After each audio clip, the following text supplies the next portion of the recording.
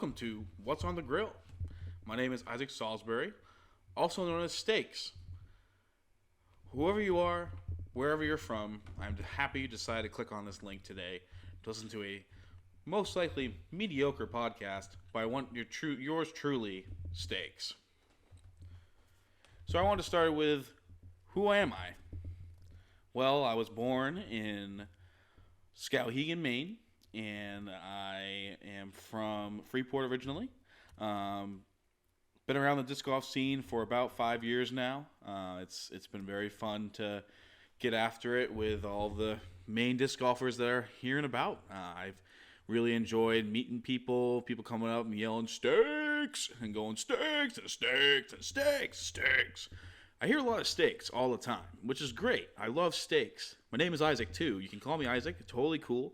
But if you want to keep calling me Steaks, have at it. Some of you may be wondering, where did I get the nickname Steaks? It does correlate with the last name Salisbury, but Steaks was originated from a classmate at Thomas College. This classmate at Thomas College came up to me after an exam and said, "Hey, Steaks." I'm like, "What? Who's Steaks?" And I said, he said to me, Dylan at the time, says, "That's you, Steaks. Your last name's Salisbury. Get with it." I'm like, "Oh, okay." So I kind of just put that in my back pocket. I decided to keep that with me. If somebody wanted to make a nickname for me, I knew I could say Steaks. And here I am on hole 1 at Bittersweet Ridge, and good old Cuse comes up to me and says, "Hey, we need to give you a nickname." I said, "What?" He says, "Yeah, you come here a lot. Why don't you give yourself a nickname?" And I said, "Okay." Well, I was called Steaks in high school, or college, I should say, and it was a killer from there. I think they took it right from Storm, and Cuse goes to tee number 2 and says, "Hey guys, Isaac's now known as Steaks." And man, did it catch on. Holy smokes. It kept going, and it has not stopped. I mean, I fuel the fire myself, I must say. I mean, I never try to not have somebody not call me Steaks, but whew, it's a lot of steak. But yeah. So I want to go over some disc golf news in Maine, also related to Pine Tree Disc Golf. Part of this podcast, weekly most likely so far. This is the first one, episode 1. Is going to be on Disc Golf in Maine news, Disc Golf Global, and Pine Tree Disc Golf news. And then the last section we're going to go over is going to be what is at stake. We're going to guess the outcome of a major event in the next Disc Golf Pro Tour and Maine season. So most likely the Devil's Grove opener. We're going to guess who's going to win that event. So to start, we're going to go to Disc Golf Maine news. It's been a killer start to the winter. Some heated matchups in Maine Tournament Challenge. I am on BSR 3 as an alternate right now. It's been very fun to support the team and see when I'm going to be coming on in for everybody, and see if we can get the boys rallied up, get the ladies rallied up, get everyone rallied up. I'm really excited. So hopefully BSR 3 keeps trucking along. They took down Pin High. They had a hard-fought loss to D&D, but I feel like they're going to come on a heater here pretty soon and decide to go for it. So BSR 3 doing well. Devil's Grove, the Devil team, I think that's what you call it, Devils, are headed to Borderlands at Borderlands. I was talking to Dan Raccanillo, and he was pretty hype about the match. They want to stay undefeated. This will be, I believe, 26 straight wins. I don't know if they're going for 26 or going for number 27, but it's going to be a barn burner at Borderlands. I expect, if I were to be a guessing man, I think Devil's going to come through with this by 3 points. It's going to be a 3-point swing. Devils will come home victorious back to Lewiston, Maine at Devil's Grove Disc Golf. Great course. I love Devils. Great match play course. You gotta love it. The courses are looking great. Bittersweet Ridge looking great. Tee pads getting shoveled, swept off. Bill was on the snowmobile today, getting it packed down. So that's always good to see. And then you know, it's good to see other courses getting after it and seeing what's going on. I gotta love that. So I'm super excited to see CR doing very well. I got a nice appreciation post from somebody on the Maine Disc Golf scene saying that their tee pads are going very well, as well as fairways are packed down at an awesome time.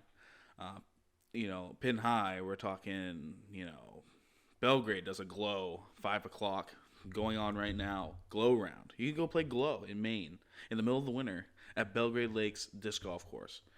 Unreal.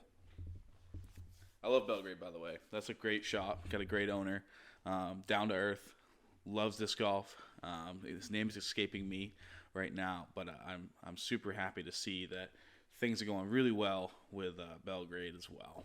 So, yeah, I'm going to go to some Disc Golf News Global at this point.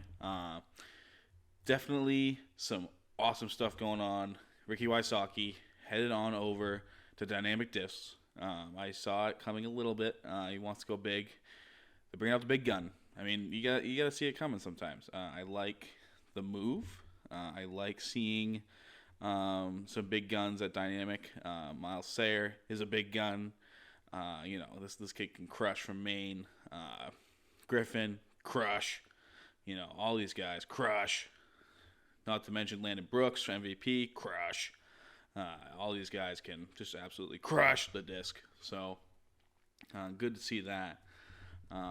And there's just so much going on. It's hard to cover all of it. I mean, people moving all over the place. I mean, it used to be, back in the day, it didn't matter about the contracts. And now we're looking at a place where contracts do matter. And if there's somebody leaves, it's going to be an issue. So, it's crazy world in the world of disc golf. And I cannot wait for some February 22nd, I think, Las Vegas Challenge. Oh, boy.